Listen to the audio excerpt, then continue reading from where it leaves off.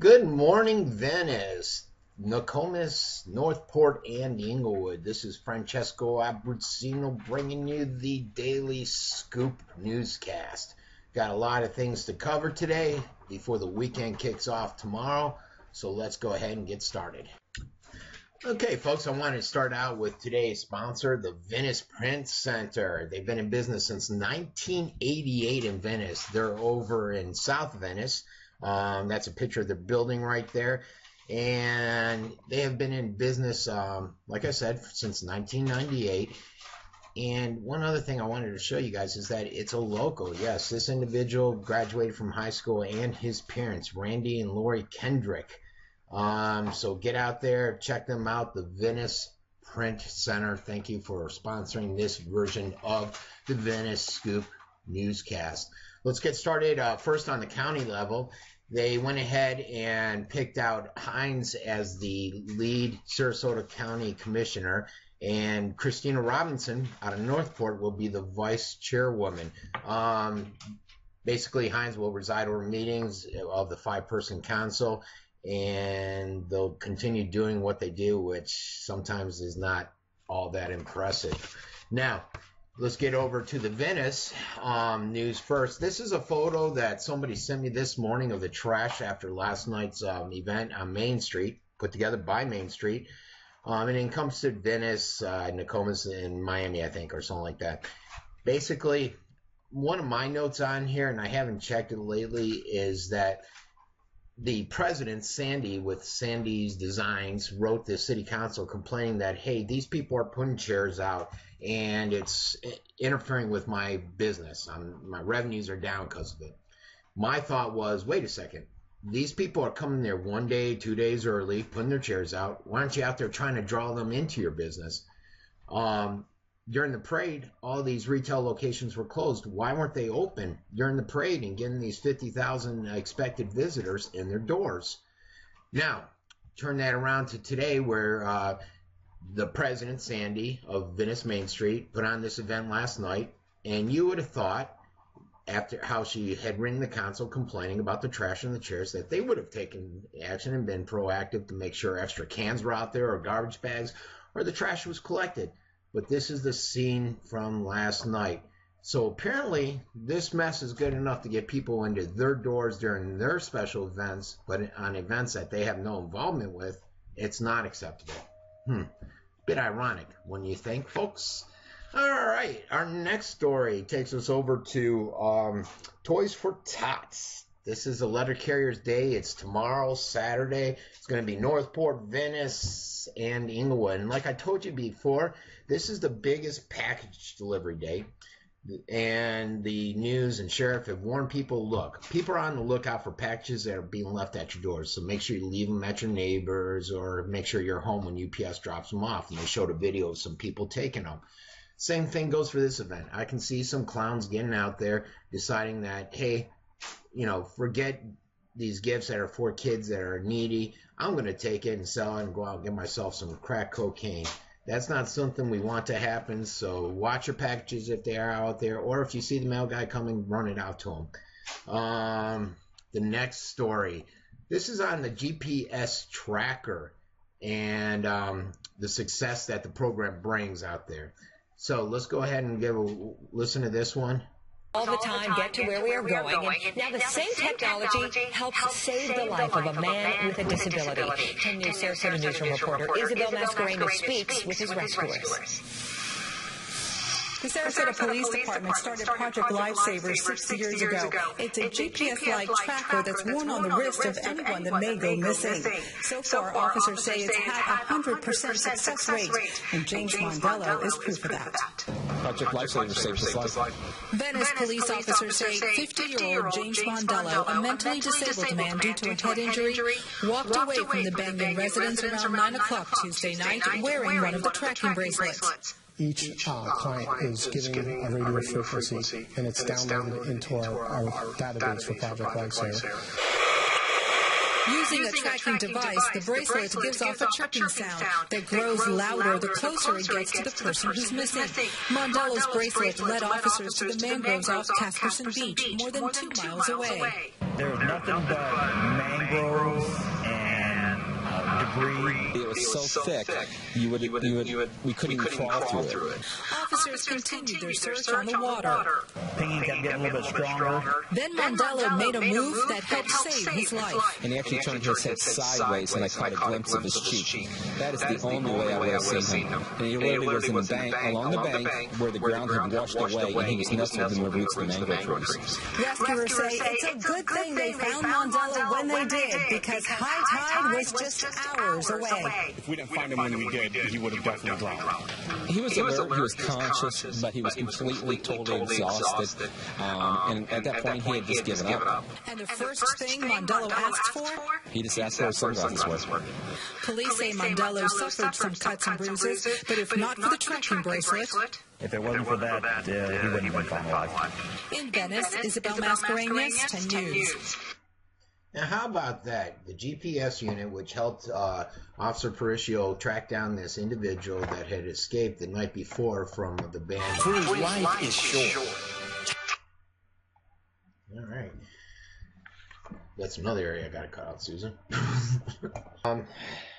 What is it? The Golden Hall of Famer Carlton Fisk came out there, and Fisk and Friends, they were able to contribute $55,000 to this expansion, which is awesome. So let's go ahead and give a listen to this interview by SNN. Well, Venice's Loveland Center broke ground on the expansion of their Nexus program today. What is it? Who's it help? SNN local news reporter Amber Stidham has more on the additions and how people with developmental disabilities in Sarasota County will benefit. Since the 1960s, Loveland Center has helped those with developmental disabilities live their lives to the fullest, and now they're expanding. With help from Carlton and Linda Fisk, Suncoast Charities for Children, the Cates Foundation, and the Montauk Foundation, Loveland broke ground on an expansion of their Nexus program. The building is being renovated to open more classroom space for students and a brand new multi-sensory room, which includes features like the ability to change certain lights and sounds to help those with disabilities adjust to outside experiences.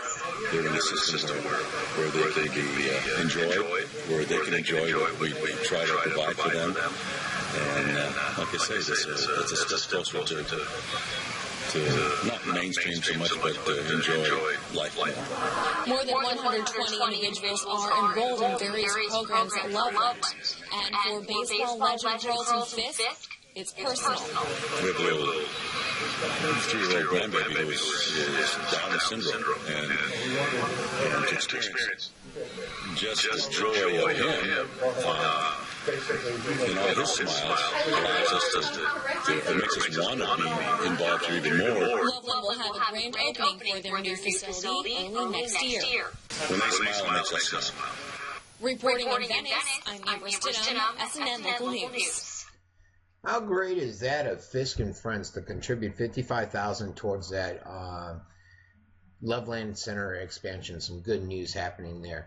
Our next story comes to a story that I think I put out there about 2 weeks ago, and then Gondo followed it up a few days later.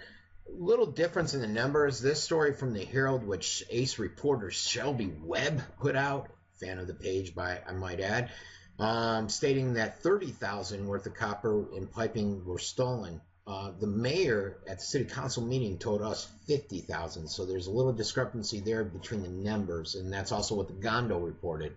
But basically, about 70 low-income seniors will have to wait at least 3 more months before they can move into the city's subsidized public housing. This is the nice-looking buildings that are going up over on Grove just before you go over the Venice Avenue Bridge heading west. So there's going to be a slight delay there.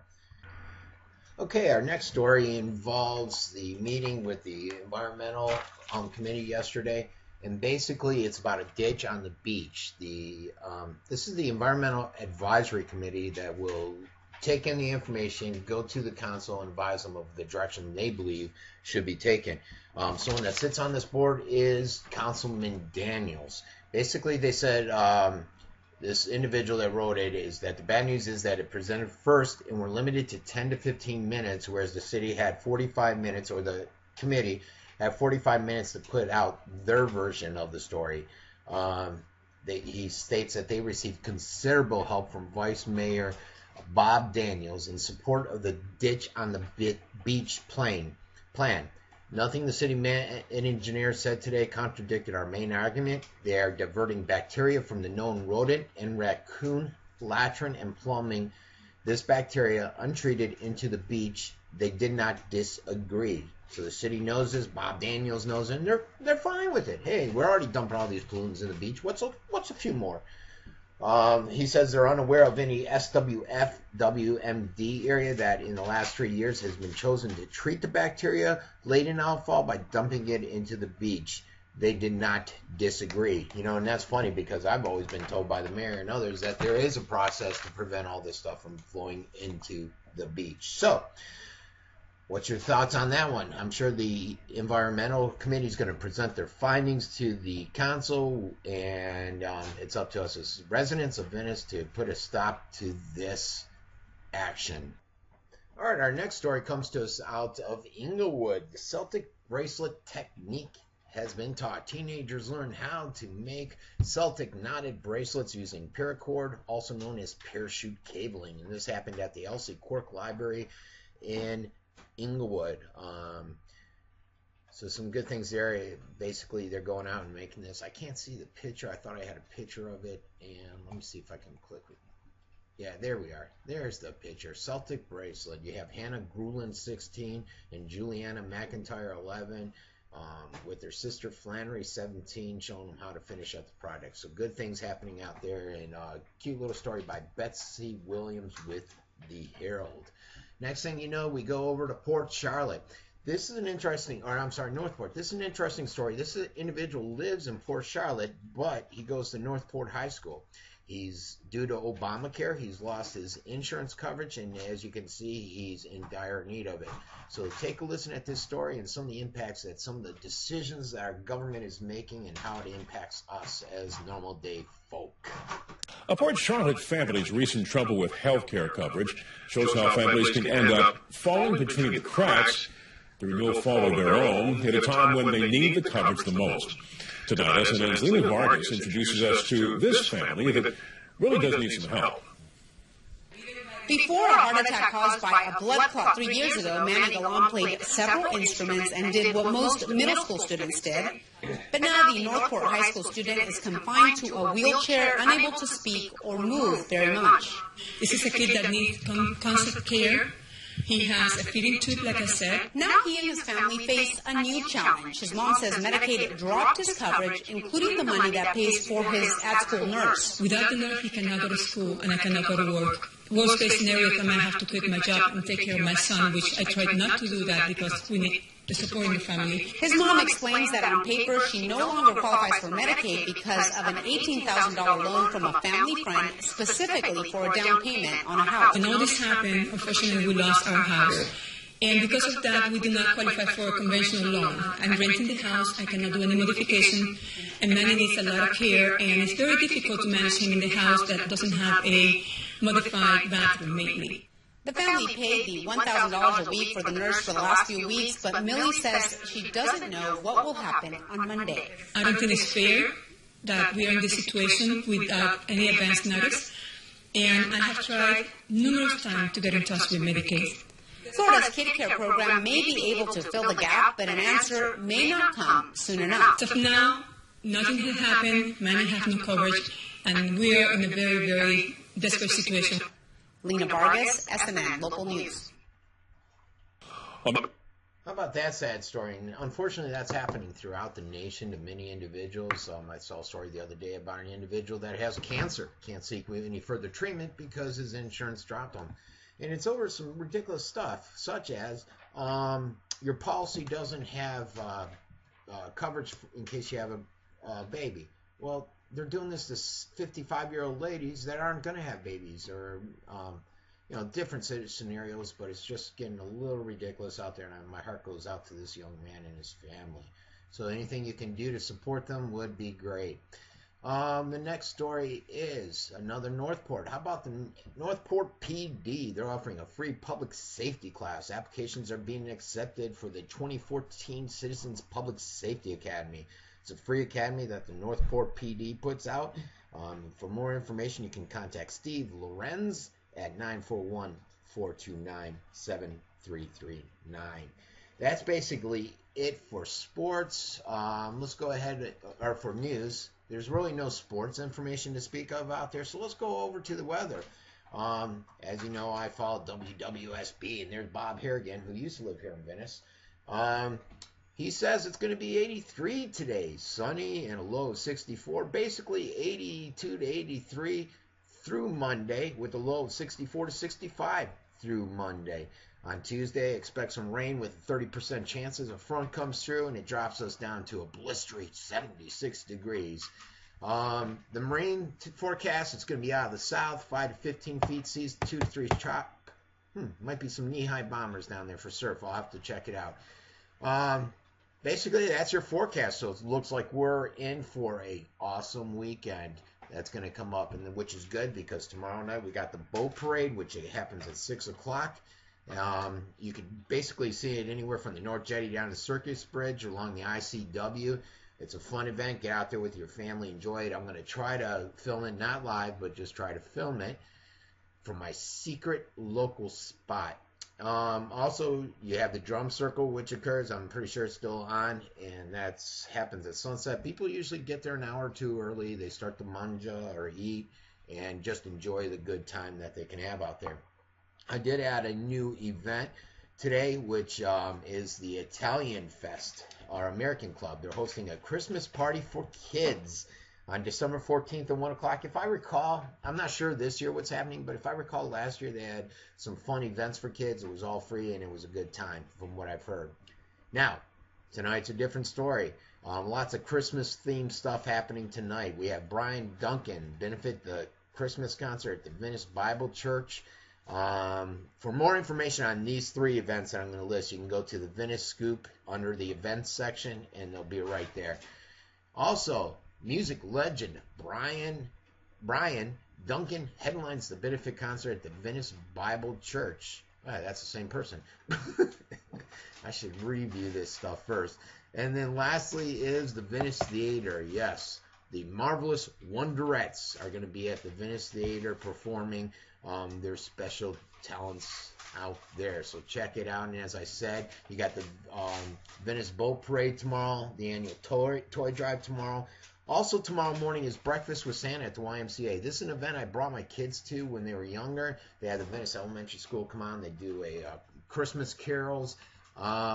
It's free. I think they used to have free pancakes and donuts. You get a free picture with Santa. I'll be there, but I'll be working out. The event starts at 8 o'clock tomorrow, and it's an event you want to hit up. Also tomorrow they have that Santa Paws Very Fun Christmas at Centennial Park, where you dress up your animals and have a festive Christmas time with them out at Centennial Park. And then afterwards you can catch the farmers market that happens out there at Centennial Park. Also tomorrow, the Christmas Craft Bazaar. That's going to happen in Osprey, and that's from 10 to 4. Well, if that's not enough for you, tomorrow you can head over to Northport. Atwater Elementary School is having a big fun fest, bounce houses, all kinds of fun family activity. So get out there and enjoy that one. Hold up. We're not done. There's more tomorrow. The King Brass Annual Christmas Concert at the Venice Presbyterian Church happening at 3 o'clock tomorrow. Then you have the George Frederick Handel's Messiah at the Englewood United Methodist Church in Englewood.